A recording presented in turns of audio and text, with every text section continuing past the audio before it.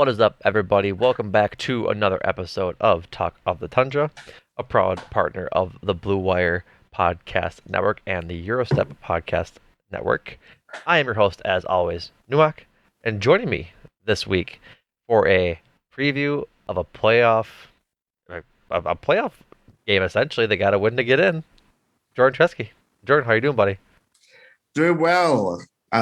Fearing what is it? The fearing for the worst, hoping for the best. I Yeah, think that applies to all Packer fans right now. I would agree. I'm fine right now because it's still so far away. As much as I am a fan for them playing in primetime on Sunday, I'm also not a fan because I really don't want to have to sweat all day long. Like, they either win and get in and it's a good time, or they get embarrassed by the Lions on national TV. And I'm having a terrible time. Yeah. It's that is basically how it boils down, and I'm not a fan of sweating this one out, more or less. Yeah. More so than that is this Aaron Rodgers last game was a Green Bay Packer. At There's Lambeau. at Lambeau, of course, too. I mean, there's just a lot of things on the line. A lot of And we have compounding to narratives. compounding narratives. I know the Seahawks fans were very mad about not getting the primetime slot. I mean, it's not an easy, That's not an easy ride to be having, no matter what way you put it. But yeah, yeah, this is the for all the marbles, as they say, and that is the seventh seed in the OC. right. That's exactly right. Uh, Before we get into the episode, I wanted to invite all of our listeners to check us out on Repod. We have just launched our podcast over there where we can have discussions and you can listen to the pod there as well. They have a native playback feature there and just sort of build a community over on Repod with Talk of the Tundra, with Make Time for This, with the Eurostep and Win Six feeds. It's a um, really great service that we're excited to be a part of moving forward. They have different, I guess, how do we say it? Interests like football. You can just join football communities like football in general, soccer if you want to do the other football, movies, TVs. Like if you have an interest, for all likelihood, it's on Repod, and you can find podcasts, and find new creators to listen to get more takes on the things you love to do. So go check us out on Repod. We'll be commenting over there on some of our podcasts, including Talk of the Tundra, as well as, like I said, Make Time for This, Cruising for a Bruising, all the other GSPN uh, podcasts. So we can't wait to talk to you guys there, comment, have discussion. So go check it out. But with that, let's get into Cheeseboard talk.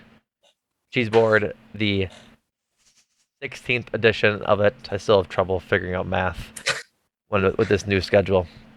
The 16th edition of the Cheeseboard, and it's a long one this week, folks, because when you beat down the Vikings 41-17, a lot of people are going to deserve to go home and eat some dairy.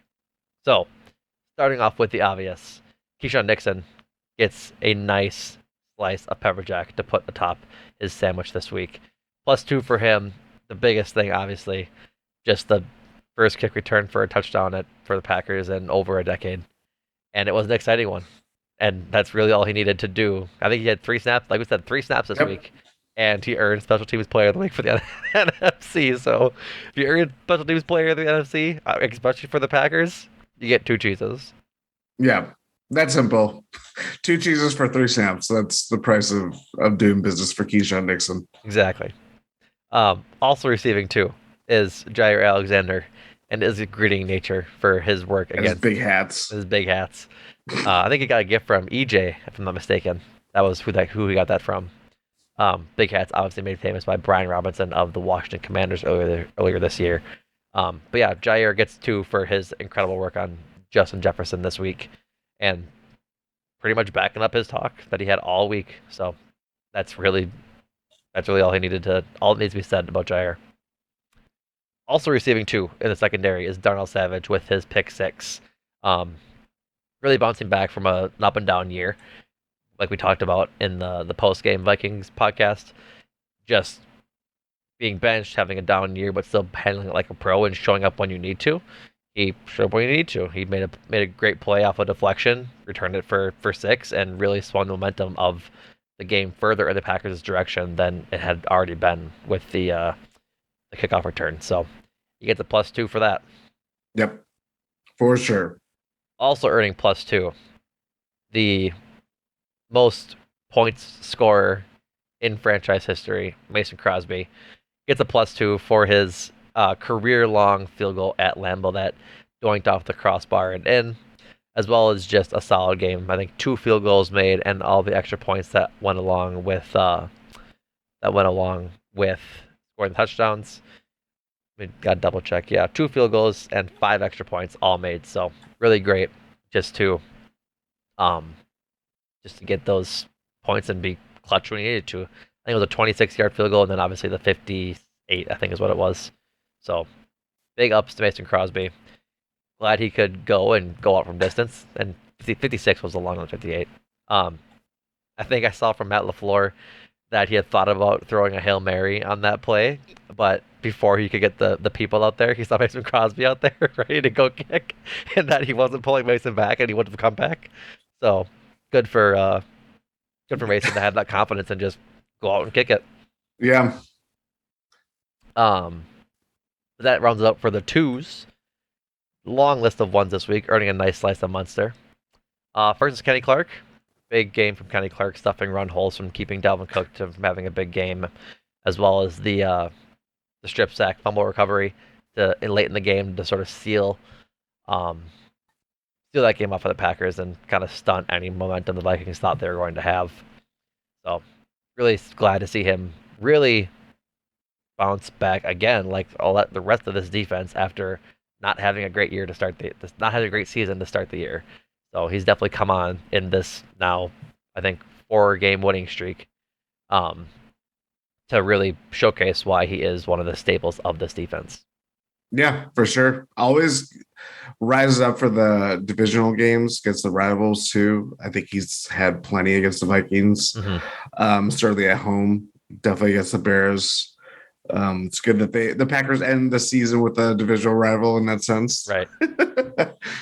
But yeah, it's good to see Kenny doing Kenny Clark thins, and that's what you expect out of him. And it's good to see that it comes through every now and then over the course of this year. Right. Like he's definitely not one to get like a huge pile of sacks like an edge rusher is, but he gets enough QB hits to really make it matter, and that's where you want to see him Yeah, sort of operate, especially being in the backfield on that 1 yard line goal stand. Like he was in the backfield for 2 of those 3 plays, so he showcases his worth there as well. Also earning a nice slice of Munster. Every week in and out, Aaron Jones, he earns another 100-yard day for him on the ground and had an extra, looks like 2 yards in the passing game, but 100 yards on the ground, 111 will do just fine for him. So he increases his lead on the cheese board atop it. Next up is Alan Lazard, 5 for 6, 59 yards. Giving him one because he really just limited the drops, made the most of his targets, and didn't frustrate me. I think that's really all that needs to be said. um, so that's why he got one. yeah. Next up is Bobby Tunyon. Big day for him. This, I guess, going with standards and how he's had a season. 3 catches on 4 targets, 52 yards, including the touchdown. Nice to see him get involved. Again, this is another benefit of passing the ball around, and just having that nice spread balanced offense, getting your tight end involved when he can do some damage. So he earns a nice slice. Next up, we're still going, people, is Adrian Amos. Another great day from the secondary player. He had an interception and just did really well. Couple pass deflections, great tackles. Just the secondary play, the entire defense played so well. That's why there's 1, 2, 3, 5 of them that are getting cheeses this week. So, but to round out the cheese board for this week, He's dug himself out of the hole. He's not on the board anymore because he's at 0 because he earned one slice of cheese this week. That is defensive coordinator Joe Barry. He had to put together a plan consistently for the last month in order to climb himself out of that hole, especially against two premier offenses in the Dolphins and the Vikings. He didn't earn one versus the Dolphins because of Tua's injury, and that was a big part of probably why they came back in that game. But um, he game planned this game as he should have. Like clearly, not coincidentally, even though he didn't make the decision to put JJ or to put Jair on JJ, Jair and Razul made that decision. And then to back it up even further, Jair made that decision, and Razul wasn't going to argue with them. He understood that he needed to have confidence in his star players and his star corners, and just let them talk it out and think what they think is best to do. Covering him to cover Justin Jefferson, having already done so earlier this year and understood what went wrong. So I guess big ups to Joe Barry understanding that that's what needed to get done to limit the leading receiver in the NFL to one catch on 15 yards. Joe Barry, not Joe buried. Someone call an ambulance, but not for me. Is that why we agreed to give him one? You couldn't wait any longer to hold that joke in. You just had to get it out. I mean, there's still time to reverse course and watch the last game of the year and see the Packers allow 34 points in the Lions. All of the goodwill goes out the window if they allow a big game to Jared Goff and the Lions. All of the goodwill. True. But we are a week by week case. I know this might be controversial among our tot community, tot nation, our tater tots, our tater tots out there, tot nation. Everybody's like, what in tot nation is Joe Barry's getting a cheese? But yeah. This is what you wanted to see. Isn't this not what you paid for? This is what everybody wanted to see out of the Packers defense. And again, good game plan, even better execution. Yeah, it's clear as day. Joe Barry, you are out of the negative zone for now. For now. I'll be quick on the trigger to give it back to him if you have a bad week this week. So, the cheese board after 16 games. Gotta take a big breath here. Aaron Jones leads the way, as always, with 11. Jair Alexander and Keyshawn Nixon have 6, along with Preston Smith. Devondre Campbell, A.J. Dillon, Christian Watson have 5. With 4 is Kenny Clark, Rashawn Gary, Darnell Savage, Elton Jenkins. I lied. Just Kenny Clark and Rashawn Gary. Got ahead of myself. With 3 is Darnell Savage, Elton Jenkins, John Runyon, Mason Crosby, Quay Walker, Russell Douglas, Romeo Dobbs, Rudy Ford, Aaron Jones. I lied again. Just Rudy Ford. With 2, I get ahead of myself. Is Aaron Rodgers, Alan Lazard, David Bakhtiari, Jerron Reed, Pat O'Donnell, Randall Cobb, and Bobby Tunyon, and Zach Tom. And rounding out the list with 1 is Adrian Amos, Eric Stokes, Devontae Wyatt, Josh Myers, Chris Barnes, Sammy Watkins, and Yash Nyman. So that is the cheese board heading into week 18. And they're going to need some more this week. We'll get into the injury report first before we jump into the game. Matt LaFleur said this week that they felt they came out pretty fresh out of the Vikings win. They came out pretty much like scot-free. But the injury report this week, it was like a jog through.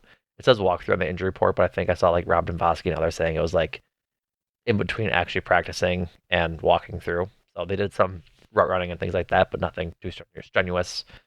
So David Bakhtiari with his knee and appendectomy was a limited participant in practice, along with EJ, Aaron Jones, and Keyshawn Nixon and Christian Watson. All of them dealing with their regular injuries. Yash Nyman, who we haven't talked about before, has a shoulder injury that he was nursing, so that's why he cropped up, but he was just limited. Aaron Rodgers did not participate, but I think that's just vet rest, essentially. Right thumb, knee. I think he had a knee injury crop up in the Dolphins game. I think that. You're muted, by the way. That happened, and that sounds right. Yeah, He was coming into the Vikings game with a knee injury, but it didn't hamper him at all. It looked like, considering he had a couple runs. And then full participants were Chris Barnes and Rudy Ford. Chris Barnes had a hand injury, which is the same one he's been on the injury report all year for. Rudy Ford had a wrist and knee injury for the Lions. Also a limited injury report for them, so they should be pretty much full health for all of their meaningful players. I'm going to start with the easy ones. Evan Brown, one of their linemen, was a limited participant, along with Deshaun Elliott, a safety with a shoulder. Full participant was Justin Jackson, one of their backup running backs. Frank Reganow, their center, had a foot injury. He did not participate. I'm not sure if he's played in games past. I can look it up quick. But he's like one of their He didn't play last week. He did not play last week? Yes. So if he doesn't play this week, that'd be relatively important. We saw how important that the what's the word? Center was for the Vikings last week. Yeah. It according to Pro Football Reference, he did play last week. He played 90% of the snaps. What? I'm just what I'm looking at. Then I was duped. Swindled, who duped me? Bamboozled. I was hoodwinked, bamboozled, jaw ruled. Jaw ruled. Yeah, he's played. They kept talking about him not playing. That is crazy. From what I'm looking at, 2022 games looks like he's played every game this season. Mm. Yeah. So regardless, if he plays, which it looks like he probably will, then that'll be good for the Lions. I think. Oh, and then Coyote Awasika, a guard for them, had an ankle and did not participate in practice, along with Jason Kabinda, a fullback. You don't see a lot of like fullbacks listed anymore. No. Besides like Juice Check or Ingold, Juszczyk. I don't know if Alec Ingold is an actual running back or fullback. He might be a fullback still. Right. So regardless, that's the injury report for the Lions. We'll hop right into it, folks. It's win and go home this week. We can't have another showing out like the first game against the Lions. That would be very bad for our mental health. Hopefully it's New Year, same Packers. I guess they already played a game in New Year, so that doesn't really work, does it? But you can't hold that laugh in, can you?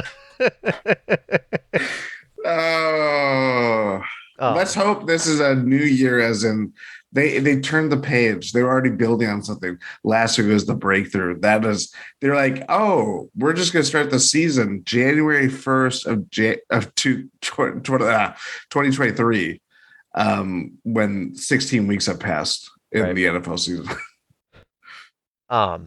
Lions are playing well. Since the Packers game, they are 7-2. Like they've clearly hit their stride coming into the latter half of the season, much like the Packers did. Like it took the Packers a couple more weeks to really come into their own, but since that game, both teams have really kind of turned it around and made their seasons pretty much matter. Their offense is what really scares me. Because look, I'm running through their schedule right now. Yeah, go ahead. After 15 points against the Packers. God. Let's go. Next game against Bears, win 31-30. Against the Giants, 31-18. Lose to the Bills, 28-25. Winning against the Jaguars, 40-14. 34-23 against Vikings, a win. 2017 against the Jets, so kind of a mid-tier. 37-23 against Panthers, loss. 41-10 against the Bears. This Lions team, for all the talk of Jared Goff as like a placeholder QB for their rebuild, they have two very dynamic young wide receivers that can cause a lot of trouble between St. Brown, even DJ Chark. I'm gonna throw him in there. I'm gonna do it. They had TJ Hawkinson, and they have not missed a beat at all. Like it's kind of like a trade that has definitely benefited both sides at this point. Mm-hmm. Um, You're missing more a big name on there. who am I missing? Their star rookie wide receiver, Jameson Williams. Oh yes, He came back and is doing some good things for him. He made his debut. I'm trying to think of when he actually made his debut. That might have been for the Jets game, maybe even the Vikings game. He has 5 games played, so if we can go back Oh over Jesus! um, see all games. So he made his debut on December 4th against the Jaguars. Okay, Although it was only targeted once. He only has 1 catch on the season. So I guess I don't know why I thought he was doing so bad or he was doing so well. You want to know what it was? yeah. He has 1 catch on 2 targets, 41 yards, and a touchdown against the Vikings. And then his only other stat he has is 1 rush for 40 yards last week against the Bears. I think I just saw those two together and just assumed he was doing pretty good things. But Lighting the world on fire. 3 targets last week against the Bears, 1 against the Panthers, 1 against the Jets. So easing him in, but I don't see why they wouldn't try and take the top off the defense with him. He's good. Yeah. And I mean, the other thing too, we talk about the Packers having a 2-headed running attack. Lions might have like one of the best this season.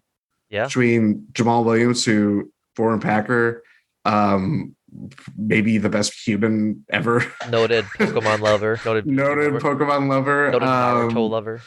Yeah. He has been a touchdown machine. DeAndre Swift has battled through injury, but has been trending upward too, and certainly factors in the pass game as well as on the ground. There's just a lot to like in an objective way. This Lion offense, and there's a lot to dislike about this Lion offense if you're talking about the Packers and defending all these weapons. Right. Yeah, I don't know that it's the unstoppable force versus the immovable object between this Packers defense and the Lions offense. So who making stops, creating turnovers, if you can do it, are critical. But yeah, I don't know, scale 1 to 10, I would definitely go like a 9 as me being really scared for this Lions defense or offense to just explode. Yes, very much so. The Jamal Williams, sorry, second in the league in touchdowns, 15, and I think like a majority of them, like I think over half, came at the 1 yard line. Like he's really good from the 1 yard line. Mm-hmm. Only behind Austin Eckler, who's having an incredible year. In terms of touchdowns scored this year. So yeah, like that 2-headed monster running back that you talked about, that like the Packers have, the Lions have with DeAndre Swift. Like he's sort of the gasher in that offense from the running game, but Jamal Williams can do that too. Like you can't discount his running ability outside of the 1 yard line. He's good. There's a reason they're doing so well this year. And he's part of it, or in the stretch, he's a big part of it. Yeah, I mean, it's very easy to get. We're going to talk about the Lions' weapons, and it's integral to stopping just where they are and stuff like that. Mm-hmm. None of this is possible without their offensive line being really improved. And why Ragnar, who I thought did not play at all last week, played 90% of his snaps. That could be a big underserved storyline throughout all this. They made the big selection for Penny Sewell, not this past draft, but the previous one. He is like an all-pro, probably. Ragnar has been their constant for a while now. I think even there's another guy that on their line that I'm misremembering his name, that has been very kind of big for them. It'll Evan Brown, Taylor Decker. Yes, Taylor. Yes, their left tackle. Yeah. So you have some stability. You have guys that can really take on all comers and protect the quarterback and stuff like that. And we saw how much that affected the Vikings last week. Right. And considering the form that Jared Goff has been in, like it hasn't been just this stretch. He has been really like legitimately good. More like Goff 2018, 2017, when McVay first gets there in LA, and he revitalized his career after looking like he would be like one of the biggest busts of all time. And for him, like as we talked with Kirk Cousins, Goff is it's so situation dependent when he's not like, he's a very good quarterback, but it's not like this overwhelming talent. We're not talking about like a Patrick Mahomes or Josh Allen or anything like that. Right. But a guy that can play his role, um, not just to repeat this word because it's literally his position, but quarterback the offense and just keep keep things Command the running offense. smoothly. Yeah, man in the offense. Thank you, Peyton. Or Eli. Cooper. Archie. Archie. Archie. Yeah. But man in the offense, just keep things like level headed and all that stuff. Like there is something to be said for that, especially considering the circumstances where they need help to get in the playoffs, but on the other side of it, they can easily play spoiler to the Packers. Yep. And I'm no doubt that nothing will change whether they are unable to make the playoffs or they have a shot at making the playoffs. They're going to play the game the same way that they would I going into it. think if it's the Seahawks win, they can't get in. But if Yes, the Seahawks lose, then the Lions can get that's in. yes. So like I think Dan Campbell said regardless they're playing as a playoff game, and I don't think there's a better constellation prize if you can't get into the playoffs than to stop Aaron Rodgers and the Packers from getting into the playoffs and sweep the season series. Like that would be a huge win for the Lions. Like Huge. huge. So I It's do for not expect the them to roll over. I know there was a whole stupid thing on Twitter, if it even was a thing, and it's just the echo chamber that we both the that we're seeing. schedule Right. stuff. So the scheduling thing was such an advantage to the Packers and whatnot, and such a disadvantage No, to the Lions. Absolutely not. Absolutely it not. was that's so. I understand this.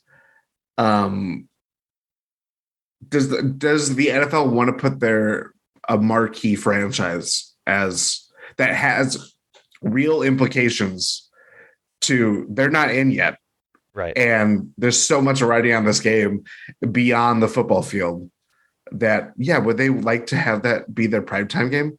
Yeah. I'm The sorry, it's very obvious. I don't. Yeah, I that was all kind of. I thought that was honestly, like there isn't. bullshit. Yeah, I totally agree. There isn't a lose scenario for NBC like doing this, or the NFL doing this, No. because like I watched a video this week on YouTube that like NBC has the choice, this like in week Yes. 18, to pick what game they want, so that the last game of the year isn't a dud, and that they don't get Yeah. like crap ratings. Um, so in picking the Lions and Packers games, like there's two options. Either option one is the Seahawks win, and the Packers need to win to get in and Yeah. complete this 5 game winning streak to get in, despite improbable chances to doing so. That's exciting to watch, like without a doubt. Or the more exciting option is if the Seahawks lose, then both teams need to win to get in, and that's great football. Like that's Hmm. great stakes. It's great emotion. Like teams are playing with energy and tenacity, and that's just a great way to end the season. Like there's really no downside to putting this game um, in the 720 slot. I mean, either way, like if I'm looking at through a Lions perspective, the baseline is if you beat the Packers this week, you can go into the offseason and look 9 months ahead down the line and be like, we have a better future than them. Mm-hmm. Without We a can doubt. like that is such a huge thing from where they are as a franchise within this rebuild, the program that Dan Campbell is putting together and all that stuff. It's such a huge. There's so much to begin. Yes, it might not mean that you make the playoffs, but like that's part of where like that whole thing about like the scheduling stuff. Like it fell so short to me because it's not like Right. it's totally different than any other sport that I could even make a comparison to. So like, yeah. And even I've then, like on the future part that you're talking about, they look into this offseason, like you said, if they lose, then they lose, but they're still in a good place. Yeah. If they win and they get in, like if guys, there's two options. They lose, it sucks. They're out of the playoffs, tough end of the season, but they still have a great core. Yeah. If they win and miss it, it's like okay, swap the season series. We're in a great spot moving forward. If they win and get in, they're now a playoff team that has a top 10 pick next year because of the Rams Yeah. pick. Like they sit right now with that Rams pick at 6, with the Rams going 5-11.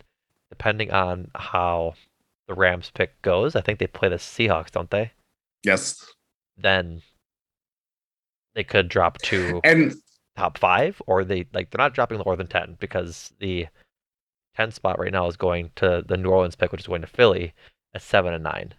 yeah. So with the Rams having 5 wins, they can't get to 7 with one game left. So worst case scenario, they have a top 10 pick and possibly a playoff spot. Like that's a great place to be. And if we're going further down this rabbit hole, the Rams have like you can't say, oh, they're gonna take the game to boost their pick because they don't have their pick. Right. like So the Rams are playing to play. yeah, they're playing to play. They don't sign Baker Mayfield to whatever rest of the season contract and Right. whatever else may come of it. But like, yeah, it was a nothing burger to quote a famous philosopher um of a Well, thing. with all of that being like said, Yeah. defense has got to show up and stop this offense. Like we talked about it earlier with how many points they've scored. They did. They did the first time around. Right. They did the first time around, but I think that was just ugly football. I don't know what the hell crap happened there, but it's just like they've clearly been better since that game. Yeah. It's going to require a similar level of effort and game planning from the defense and Joe Barry to get there because they have dynamic weapons. The As you touched on, we kind of went off on a little side trail there, but they run the ball well. If like you would tell me, I guess I want you to guess, Jordan, where do you think the Lions are in the league in rush yards? Rush yards, I think it's high just because Swift, I believe, no, Why I'm Swift may not asking. have it. I would go fifth. Close. They are sixth. I'm sorry. I apologize. Oh, that was passing. I don't know how I missed that. I it threw off my entire my entire line of thinking. They are 11th. I apologize. So That's still still pretty the good. better half of the league. I was looking at the number. I'm like 4,000 rushing yards is a lot of rushing yards. That's why I had to double check my mid sentence there. That's like 90. I don't think even there's No, no there's no way. way. The Yeah.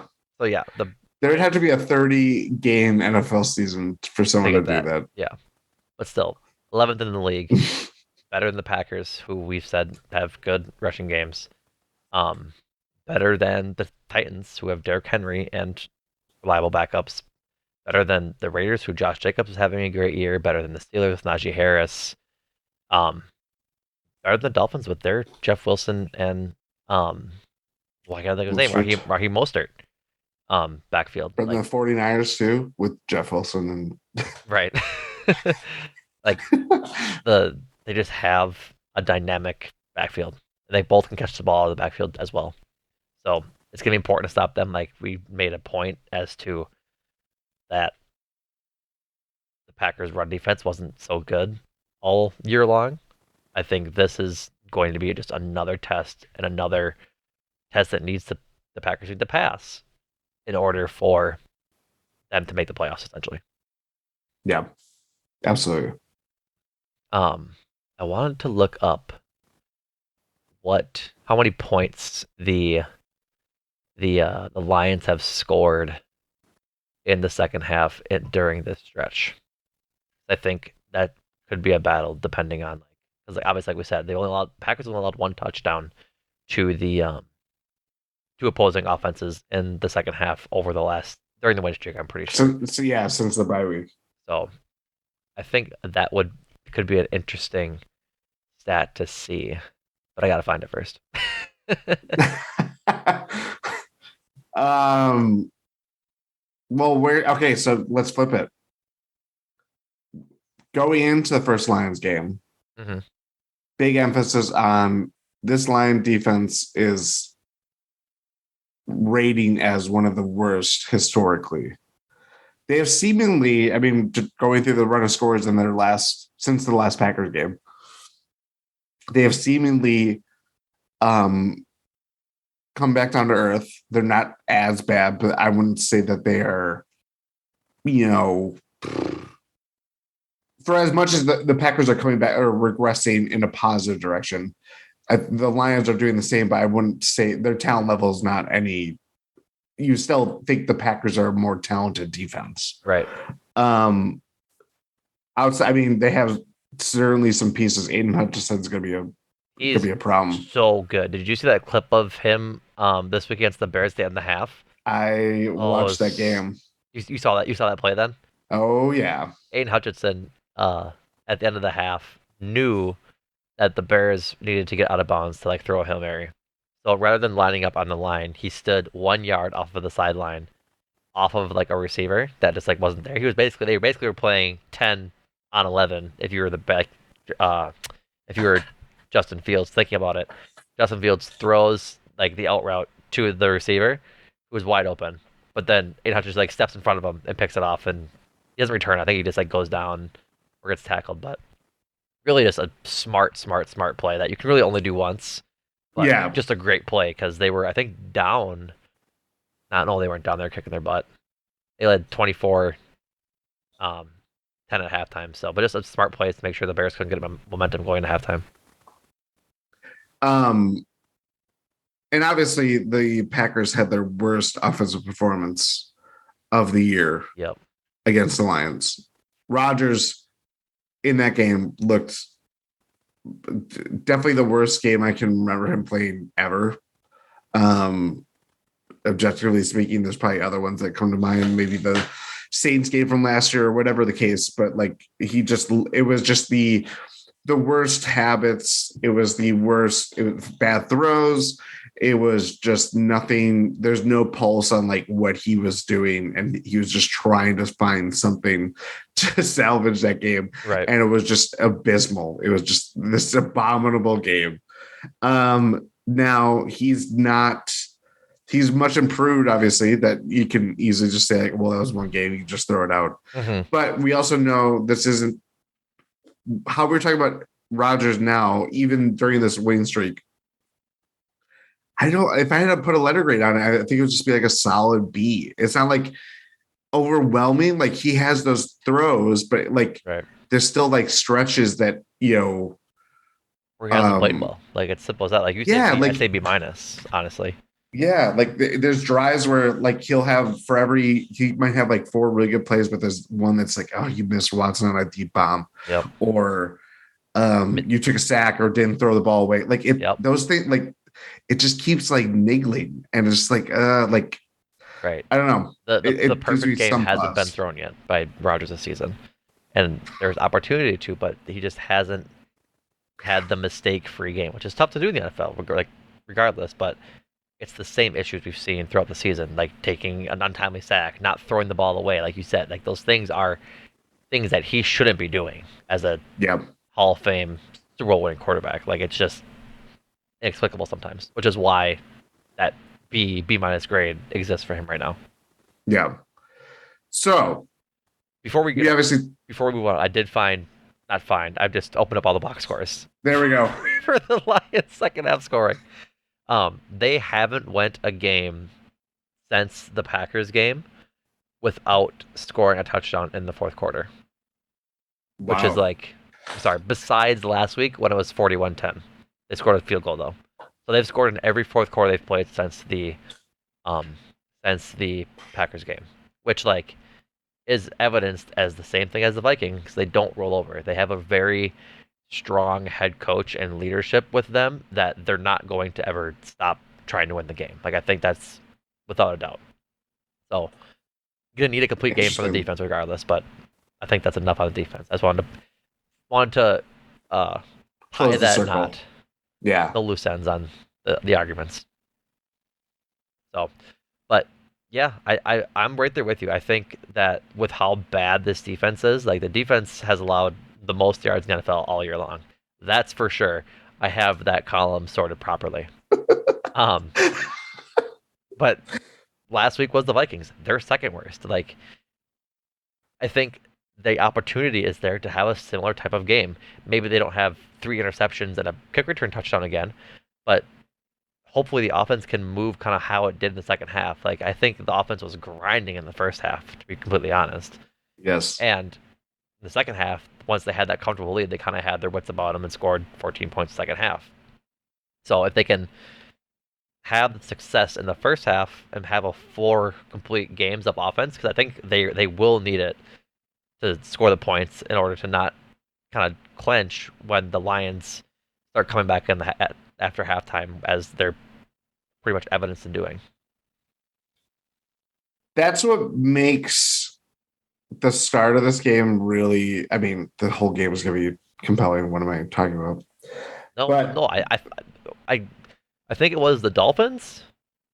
No, the Rams. Maybe they scored a touchdown on their first drive. I like it's happened yes, because there so was a big thing rarely. about Right. they hadn't It's scored a happened so lot. rarely that they just don't Yeah. score in touchdown like on first drives, and they need to. Like this is a game they need to do it. It's just like because we saw such an emphasis on giving it part of the grinding element was okay, they went into that game riding Aaron Jones or riding AJ Dillon, riding the running game. Right. That's where they put their eggs in that basket. Now you're, and a lot of that, again, it was all adjusted when, but they could still ride that down and just like put their foot down on the gas because they could be like, well, we just got the biggest fluke scored. We scored our first kick return touchdown in a decade. Right. I think we're going to run the ball and try to milk this for all it's worth. And on top of that, they had more takeaways and scores. Right. So if you don't have that luck, who are you going to trust more is the big key. It's a wonderful question. The offense as why you have a I'm gonna make this episode explicit. You have a shit eating grin right now asking me that question. You got a lot of gall there, Jordan, because you know the answer as well as I do. The play calling has really, or I guess I can't say for certain because Rodgers all audible so much at the line.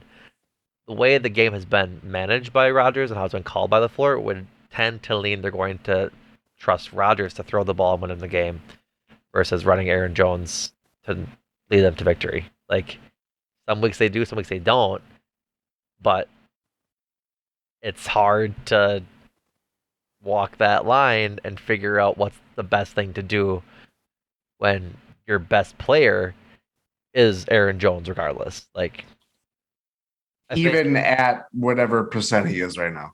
you're right. Like I think I'm more Who was comfortable not on in the injury report, right? He was correct. not on He the was not injury an injury report. report. I'm more comfortable in asking Aaron Jones to win us the game or like through the middle quarters, like through the first, second, third quarter, I want them to ride Aaron Jones to get us to a victory. I do think that if we're coming down to the wire, it should be like Aaron Jones maybe passing to Aaron Rodgers passing to Aaron Jones to get him involved and get both those dynamic players involved. You know what I mean? Like Yeah. I trust Rodgers to have good ends of games because he's been doing it recently. Like came back against the Bears, came back against the Dolphins. Like I think that again, the Dolphins part was more Tua being concussed and throwing bad interceptions. They gave us field position than it was Aaron Rodgers driving the field every drive and winning the game. But Mhm. we still came back. You know what I mean? Yeah. And he still executed it to the point where he sort of needed to win that game. I just want I don't want to say like what if we're stuck running the ball 9 times in a drive and go a couple yards and then punt. You know what I mean? Like I can live with Rodgers throwing the ball away. I think even though I would bitch and moan that they didn't run Aaron Jones, but I think I'd be more in my heart of hearts wondering why Aaron Rodgers wasn't throwing the ball at the end of the game. You know what I mean? Yeah. this is the dilemma that they have walked into the last no every year of LaFleur's Packers career. Yeah. And the irony, as much as we have problems with the offense, it's more so execution wise. It's not. It's always been about you have the infrastructure in place. Just put some damn points on the board. Um, It I also do is. feel like Sorry, go ahead. Go ahead. no.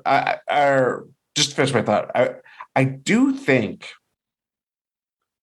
they have kind of found a balance that I think is was more achievable now. Like the balance that we expected going into the year, it's finally here, and that's part of that is like you got through all of the storms of the first couple of weeks, 10 weeks or a couple of weeks. Um, Watson emerging obviously helped the passing game, and Jones did everything possible to keep the Packers afloat, even when they forgot that he was on their team multiple weeks. Um, Right. but now, like, even with like AJ Dillon's like doing his best against a lot of people in the box and stuff like that. But like, he's the prototypical grinder, like 3 yards, 4 yards. It doesn't matter. It's still moving, chewing up clock. It's still eventually leading into Packers first downs and stuff like that. Mm-hmm. I feel like right now, like how we talked about this offense going into the year kind of reflects on where it is right now. It's not perfect, but there's still a lot of things that you can look towards being, you have this, you have that. There's signs of progress, and they're being helped out by a defense that's actually putting everything together and not just being, keeping them in the game, but they're winning the game, actively winning the game with Yep. the defense just, holding their opponents with and generating turnovers and all that stuff. Right. No, absolutely. Like what we thought, like you just said, what we thought the offense would be at the beginning of the year with a run first offense that's balanced across the way is not what we're finding after they went pass heavy for the first part of the year.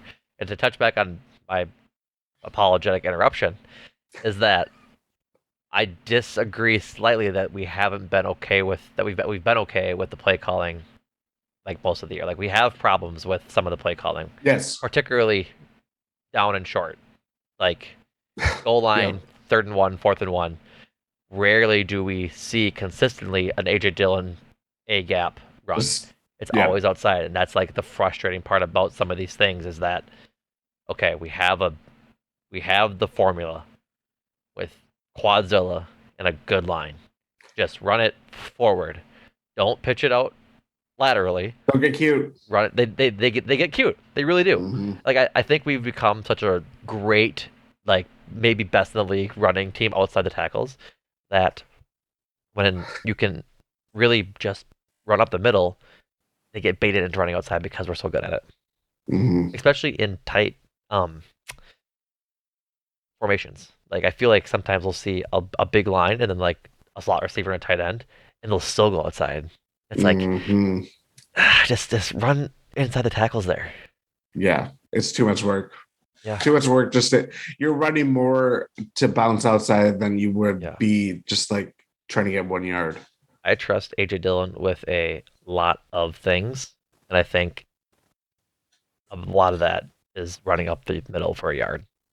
Yeah. Like it takes you're basically making the defense make a play because I think for on average, AJ Dillon's guaranteed 1 yard, like and on any run.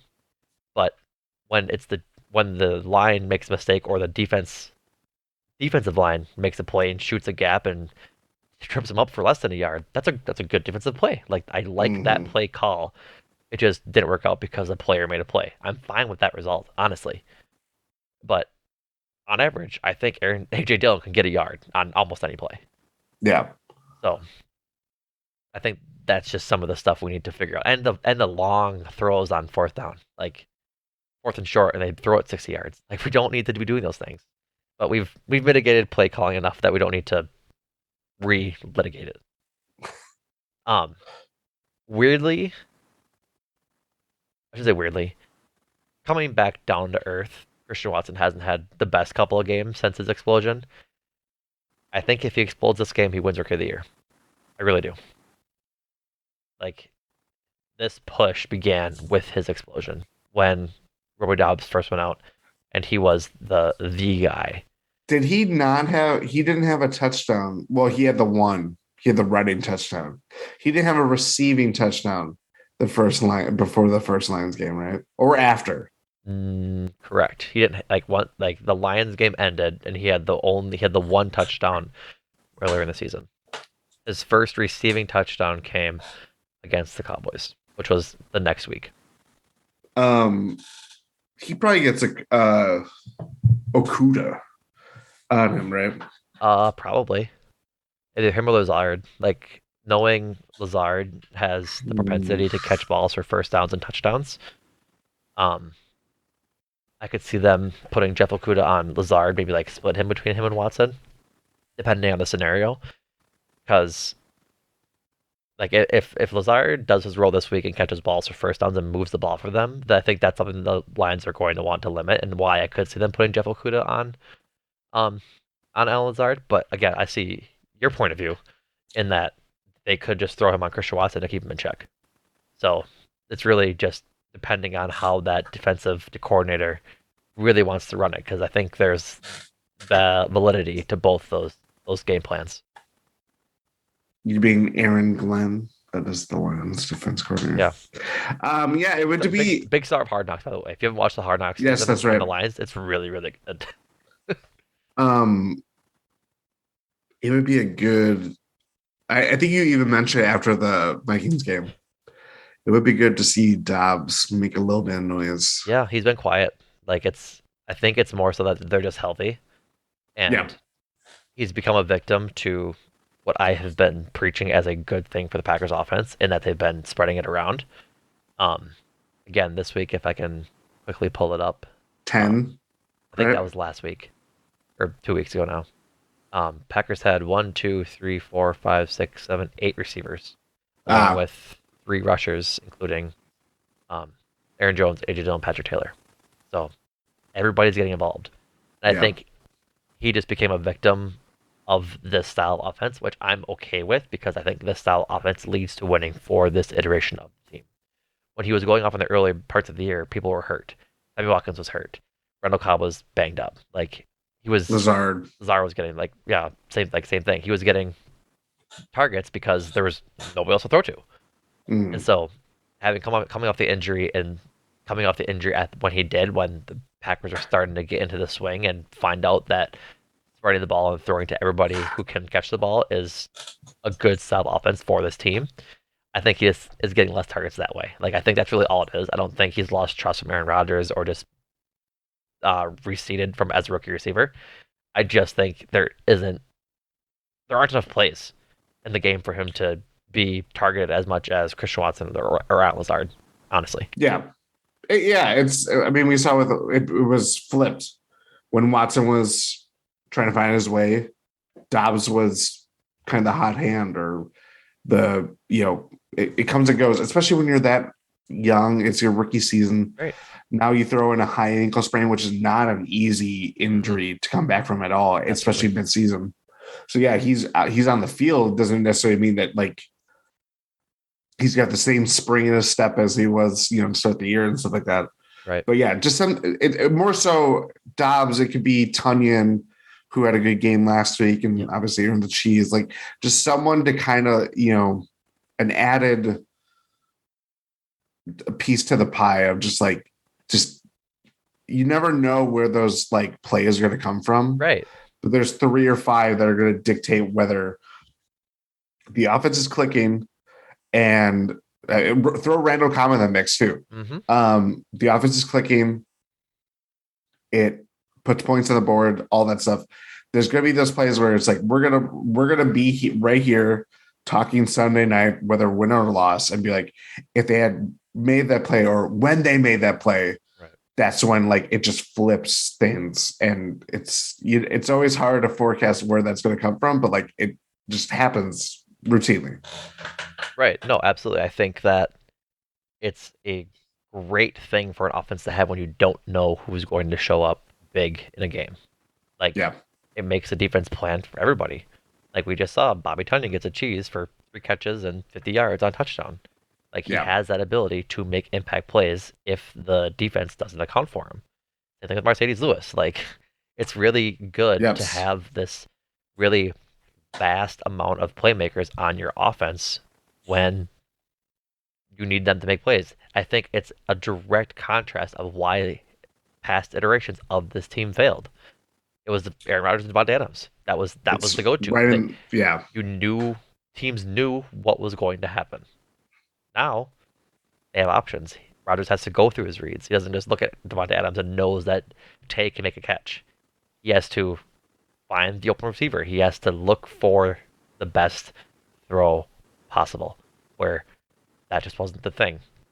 And like I'm really enjoying and I'm drinking the Kool-Aid on this team right now because it's such a direct contrast of how they've had successful seasons since excuse me, in the LaFleur era, that it's nice to maybe try something different. Like sure, win 39 games over your first 3 seasons, but you don't have the trophy to come home with it.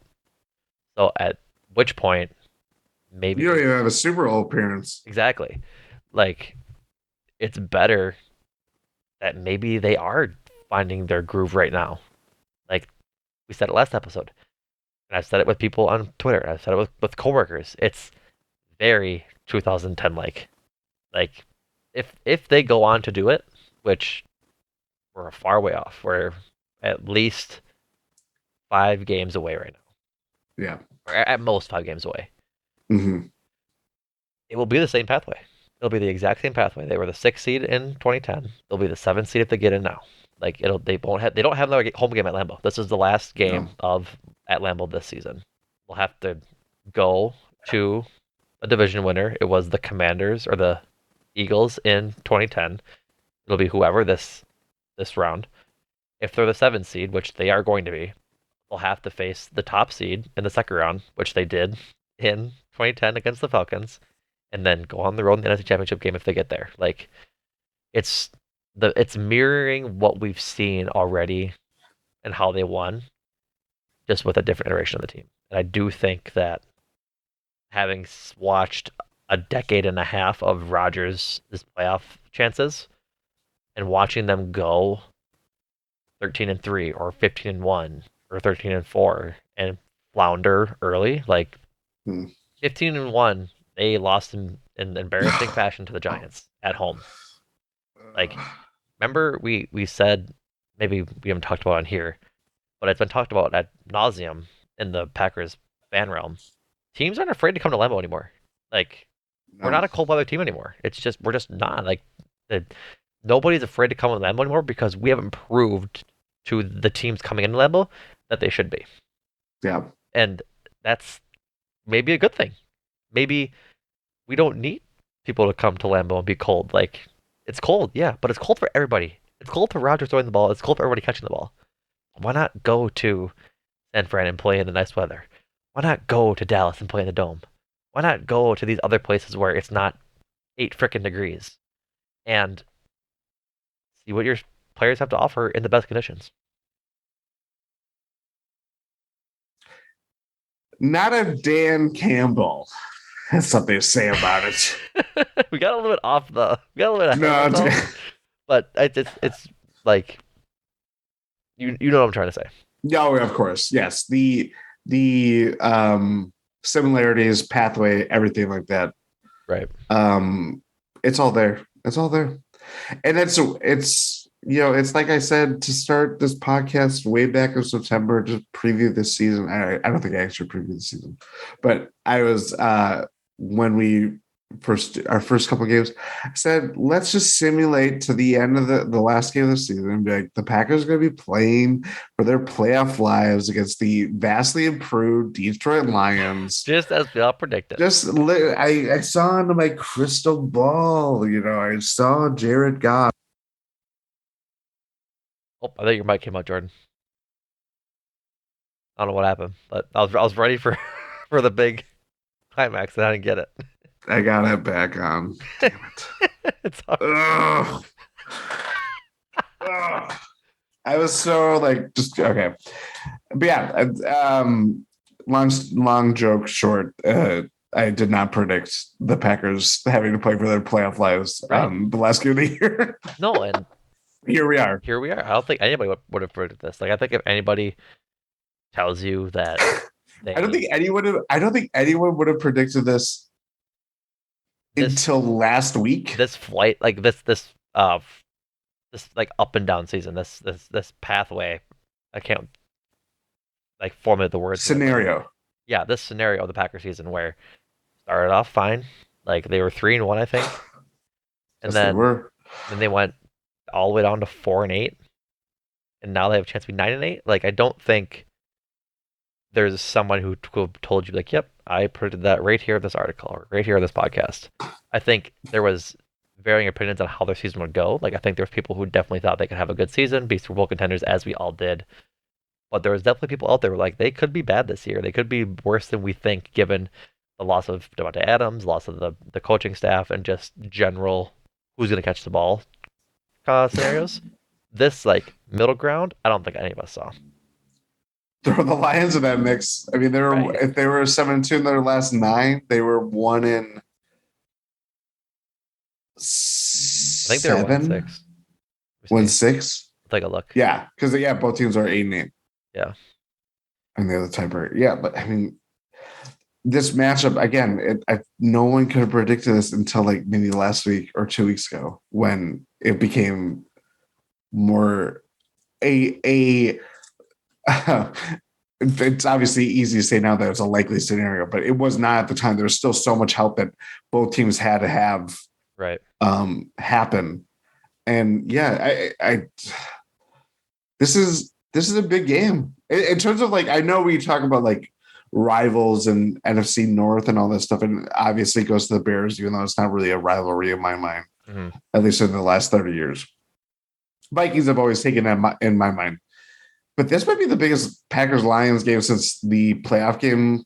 Sterling Sharp comeback, like 90, whatever, that's 94. So that's before my Packer watching time. Right. But like, I can't think of another Packers Lions game being big outside of like a Thanksgiving game. But that was just because people were watching it. That, yeah. I'm trying to It's see like when that would have mattered. Oh, actually, no. They in 2017 they played the Packers in the final game of the season to go to 9-7. I can't tell if they went to the playoffs that year though. I don't think they did. I don't think they. So like, still 9-7 is a big win for them. That's like one of the bad Packer years, if I'm not mistaken, 2017. Yes, it was. So big game for them there. 2016, they played the Packers again. Lost that game, but they still went to the playoffs. Like the end of the year games for the Lions, the Packers generally do pretty well. Like there's Matt Flynn game. Yep, Matt Flynn game. Like the Lions have not made the playoffs since 2016. So right. That was the year that they lost to the Packers, who like on the final week of the season. That's probably is that Jim Caldwell? That is Jim Caldwell. Hmm. Yep, I think that might have been Calvin Johnson's last year.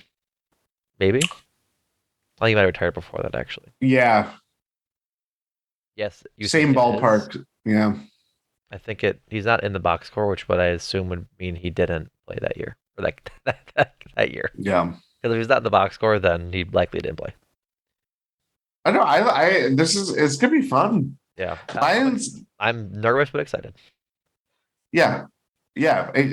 Lions it's fight. Gonna be Lions fight. Lions fight. They come for your kneecaps, your shoulders, cheek, your finger. What was that Dan Campbell said? I don't care if I got 2 fingers, 1 butt cheek, and 1 leg. We're still gonna fight. I was in Hard Knocks. Like shameless promotion for a TV show that doesn't advertise for us. Just a little known network. It's good. Go watch Dan Campbell be a freak of nature on Hard Knocks. It's good. Dan Campbell's gonna come into Lambeau with like a 80s hockey mask on, like Jason. Probably. Like I would not surprise. Maybe even Machete, but that's not allowed in Lambeau security. But yeah, just it's that he's just that type of guy that is Right. like, I don't care, we're gonna win. And he certainly said as much Right. in so many ways. Exactly. So, do you have anything else, Jordan? Or should we get into players to watch and score predictions? Let's get down. Let's get So, down to it. last week, I think we did pretty good for score for our players to watch. Ty had Keyshawn Score Nixon. predictions. No, we don't talk about those. Ty had Keyshawn Nixon and Zadarius Smith, both pretty good. You I had forgot they had Nixon. Preston Smith and Delvin Cook. Less good. But then I had Jair Rozul and Justin Jefferson. So all players worth Bragger. watching. So I believe I went last week, so I can go first for players to watch. I am going to say that for the Packers, we need to watch. I'm gonna say Christian Watson. I'm gonna take him. I think he locks up the Rookie of the Year with a big day this week. That's my Ooh. prediction. For the Lions, I'm trying to decide on which offensive player I want to pick because I'm gonna leave the other one for you, the other big player. DeAndre Swift. I really hope we can stop the run. Just running backs. I'll do DeAndre Swift and Jamal Williams, but just like the running backs in general, hoping that we can stop them from having a big game. General thought of Packers. There's so many different directions here. If you don't pick the Lion that I think you're gonna pick, or that I would assume you'd pick, I'm gonna add him to my list. FYI. I'm gonna have 4. You're right. I want to throw in Barry Sanders too. He hasn't played in 25 years or whatever it is. But that's right. Packers. I don't want to be obvious. I got to fill in there because it's a podcast and everybody's listening to me right now. Partially, I have a thought of going to Jair because it's like you have been talking a lot. Keep it up. Right. When it's not too much of a bother to me. Right. But I also want you to back it up. Games and, right. Or you're watching someone burn you and you're looking at the Jumbotron. You're a third string receiver cooking Jair. Like, yeah. Yeah. I gotta do it. You can go obvious. That's fine. I gotta go obvious. Rodgers. This might be his last game as a Packer. It's a suitable decision. Like that. Yeah. Nothing wrong with that. There's nothing wrong with it. He's the biggest bellwether to whether this offense obviously succeeds, whether the Packers make playoffs, whether they can go far. Can they repeat 2010? We don't know. They have to make it first. Right. And it's up to Aaron Rodgers to put that together. For the Lions, Numac has a person of interest in mind that I'm going to say. So I'm going to try to guess it, but this is also who I believe too. Jared Goff. No, that's not who I had. I'll let you go off on Jared Goff. But Jared Goff. Preach your truth. Notoriously bad in cold weather. Well, that's exactly the point that I was going to make. I looked up mid podcast. We got to do our little Weather Channel segment over here. Right now, weather.com. So that's Weather Channel. 24 degrees in Green Bay for Sunday night.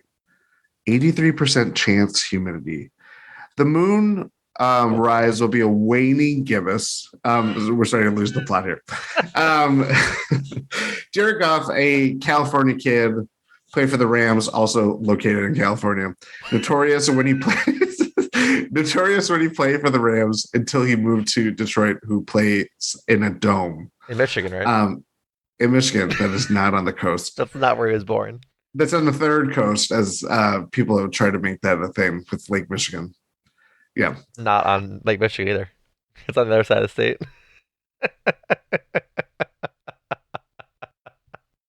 Jared Goff does not play well in cold weather.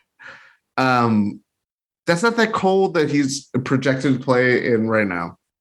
But he's been really good this whole year. Better than Aaron Rodgers has been. Yeah. Better than a lot of people. Yeah. Dare I say maybe top 7 quarterback. That's a very specific number, but it's also because there aren't as many good quarterbacks in the NFL this year. But for as much as it is about Aaron Rodgers being the biggest bellwether for Packers making it into the playoffs, I believe the same is true for Jared Goff. This could easily for as much as we talk about Aaron Rodgers, we're a Packers podcast, and we talk about Aaron Rodgers and his future and all that stuff. This game could easily determine whether the Lions think that Jared Goff is their face of the franchise or long-term quarterback for the future. If they don't draft a QB this early with that Rams pick, I might have to wonder what the hell they're doing. Because the proper course of action is to draft the freaking quarterback and trade Jared Goff. Like, that is such the easy decision. Or maybe Jared Goff is like Alex Smith, and you know what I mean? That kind of like right, but like he never went to Super Bowl. 99% sure. I'm pretty sure Kaepernick. He did, not as a starter, but he went to the Super Bowl. Not as a starter. Actually, I don't think did he. I don't think he even went to. I'm sure when Kaepernick went, he was the backup. That's right. But like, regardless, we won't get into that right now. But yeah, like we said, Jared Goff, like many other people. Jared Goff in cold weather in games below 40 degrees from Jacob Morley, staff writer for 24/7 Sports. Jared Goff career passer rating in games below 40 degrees, 74.9, 10 touchdowns, 7 picks. Oh, not great. Lions in general are our worst team on the road. Started 0-3, but have won 3 or 4 since then. They're 3-4. 3 and 4 on the road this year, scoring 20 points a game versus 33 away versus home. They have almost a full yard less of yards per play. TD passes at home 23, TD passes away 6. Wow. Rushing touchdowns away 8, rushing touchdowns at home 13. Their third down percentage drops 12 points from 46 to 34. Fourth down drops 9 from 56 to 47. And they have 3 more turnovers. So like they're just they were. I think some of those numbers might be skewed from earlier in the season, but clearly not as good of a away team as they are a home team. You just read all those numbers off your head. That was the definitely most didn't read those. That definitely wasn't a tweet from Zach Cruz from this morning. So. That passing number is wild. The touchdown passes, yeah, it's crazy. So they have played more road games than they have scored passing touchdowns. That is correct. That's crazy. Yeah, pretty nuts. Well, that's why I picked Jared Goff as the Lions player to watch. I don't blame you. Not even a little bit. Not to lose the plot and get back to it. The player I thought you were going to pick, and which I'm adding to my list of players to watch, was Aiden Hutchinson. Like, probably will be the defensive rookie of the year. Yeah, rightfully so. So, unless the sauce has something to do about it, but maybe. But they're both not going to make the playoffs, likely. Yeah. So, I think Aiden Hutchinson has had the better year, but that's just me. Score predictions and then playoff scenarios. You can give your score first. Yeah. So, score prediction for the game, and then if they win, who we think they're gonna play? Not who we think. I'm gonna read them off from a tweet. Yeah. Okay, that's better. Yes. So give your score prediction, and then regardless of your prediction, I'm going to tell you and the listeners the scenarios. It's funny because I keep looking at me make faces, and I'm like, "There's 3 screen caps that you're gonna pick for." Oh, there's a bunch of them. I wish I could do like. There might be a collage. I'll have to go through and find them. Oh my god. That's like another one. Watch YouTube. People get to see Jordan and his facial expressions all the time. It's good. Packers 27, Lions 16. Packers 27. Lions 16. See, I'm gonna go the opposite because I'm not stitious. I'm not. I screwed up again. I'm not superstitious. I'm just a little stitious. Uh, 30-24 Lions. I refuse to predict the Packers are going to win because I've predicted them to lose for like 3 straight weeks, and they haven't. So we're just not predicting them to win ever again, and that's I'm a mama. Um, Playoff scenarios moving forward. Um, I killed Jordan, I think. This is from Zach Cruz, uh, from New Year's Day.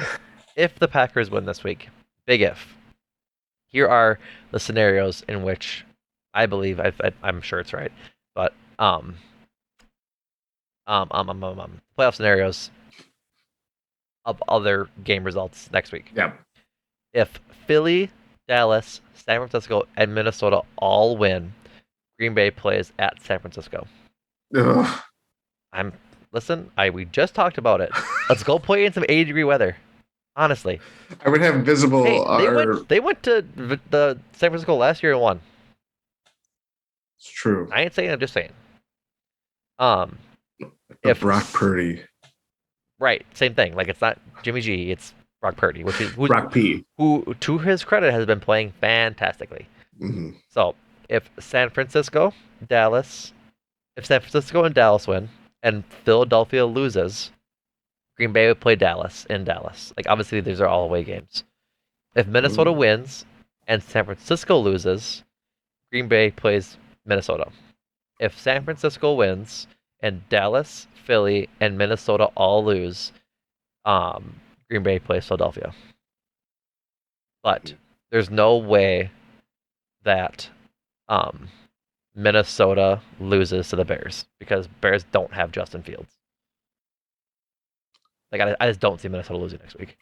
Minnesota can still be the 1 seed. Crazy. I believe. I'm almost certain they can. Don't quote me on that, peoples. I don't think they can. I gotta look it up because I think that because they have the tiebreaker over the Vikings. Or Eagles have tiebreaker over the Vikings. They do. So yeah, never mind. They cannot. But the Cowboys can, and so can the Niners. Yes. So worth checking out. So yeah, honestly, in order of who I'd want to play, I think this is a good little exercise. I think I'd go Minnesota. Nope, I'm gonna take my words back. I'm gonna go Dallas, Minnesota, San Francisco, Philly. I'm way comfortable going into Dallas and kicking their ass versus going into Minnesota. Minnesota is so hard to play in. Like, and it's a divisional game. Like, the third time we've played them, which is always a crapshoot. And I just don't want to. I'm not afraid of Minnesota. I'm afraid of playing in Minnesota, if that makes sense. And the best case scenario of playing against them already happened. Yes, like the best game the Packers gonna have already happened. It's not likely going to happen again. So I go Dallas. What's going on with Hurts? I think he is maybe playing this week, but maybe not. But I think for sure he'll be back for the playoffs. I think is like the timeline. I can tell you. I can Google it quick while you think. Dallas, Philly, Minnesota, San Fran. I don't want any part of San Fran. I'm sick of it. Just get him. You gotta exercise the demon. No, that demon ain't gonna be exercised. He's not gonna be on his I'm not trying Peloton. I'm not trying to poke the bear or test fate. Because again, I'm officially drinking this. The episode's now explicit. I'm sorry, people. I'm not trying to drink the fucking Kool-Aid because I just am. I think this defense could handle Brock Purdy, which like is one of those things that gets put on freezing cold takes when we inevitably lose to the Niners with Brock Purdy. Which like this run he has to end at some point, right? It has to. He was Mr. Irrelevant. Like I don't know, man. He ain't Mr. Irrelevant anymore. No, He's Mr. Relevant. that's It's pretty hard I to take. swear to God. All right, I think that's time to wrap up. Would you agree? You think we've had Yeah. enough? Sorry. All right, you don't gotta apologize. That's fine. It's cool. Um, Thank you all so much for listening. Couple of promotions to get to. Before this podcast, and probably why I'm a little giddy. Um, Adam McGee, Andrew Snyder, and I talked Glass Onion, the sequel to Ryan Johnson's. I watched the YouTube people. It's just good content, I promise. Um, Ryan Johnson's sequel to Knives Out that was released on Christmas Eve. I love that movie. I was a big fan. Um, I believe it's dropping this week. I don't know the exact schedule, but keep a lookout for that. Um, just to come out, and if you've seen it, I'm sure you'll enjoy the podcast. So go check it out. It was a big release when it came out. Um, Andrew and Adam also recorded an episode of Cruising for a Bruising, um, and recorded it just in time to get the news of Wade Miley returning to the Brewers. I believe on a 1 year deal to round out that rotation. So go check that out for the latest Brewers news. 1 in 6 and Eurostep both have episodes this week. Correct, Jordan? You recorded with Adam? We are recording Thursday afternoon, so a little bit after this comes out. But yeah, we'll have some fresh Bucks takes. That Giannis guy is pretty good, right? Pretty good. Pretty good. And I joined. We did a 3-man emergency pod after Giannis's career night against the Wizards. Me, Ty, and Rohan. So yeah, Yep. a lot of Bucks action going on. Yep. It's even good news considering the Bucks held on in overtime tonight, Wednesday night, to beat the Raptors after giving up like 20 points in a minute and a half. Um, Just simple things. yeah. A Giannis assist to Grayson to take the lead gives him a triple double. I think he had Hit like 30, 20, and 10. 30, 21, and 10, which is pretty freaking good. Yeah, Giannis guy, like you said, pretty good. Yeah. Um, Trying to think what other pods we have. I think that's it, right? Yeah. Yep. Yep. And So this one. go check that out. Please like and subscribe and review. I haven't checked reviews in a minute. I hope that when I check the review quick, that I don't find a coked up review like we heard last time. I love you, loyal listener. I had a lot of fun reading it. I just hope I'm not walking into. Hey, one more plug. Repod. Yeah, go join Repod. It's a lot of fun. Yes. Check out the Discord, gspin.info to see all of that information where you can find like Repod links and stuff like that. So, luckily, I didn't miss a review. But go rate 5 stars. Read us a review. We're coming up on the last game of the regular season, possibly the last one of the season. Talking about Packers football. Let us know how we did. Let us know what you liked about it. 5 stars, reviews, all that good stuff. So, like Jordan said, repod. Go check that out. Discuss us with the pods there. Join the Discord. We got a bunch of avenues for discussion with all the hosts here on the Eurostep Podcast Network and just building a better community than there is on that hellscape Elon Musk website. I am Numac. Jordan, thank you so much for joining me this evening. Thank you for having me.